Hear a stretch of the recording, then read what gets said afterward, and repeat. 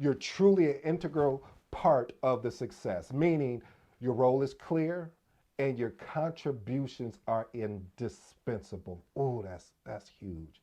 Again, like I said, if anyone has ever made you feel valued, if anyone has made you feel important, if anyone has showed a commitment to you and not an interest in your development, what more could we ask for?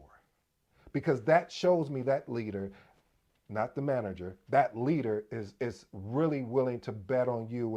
And I've seen it, and I haven't seen it yet, and I'm not going to say it's not going to happen, and it may have happened. That's why maybe some of these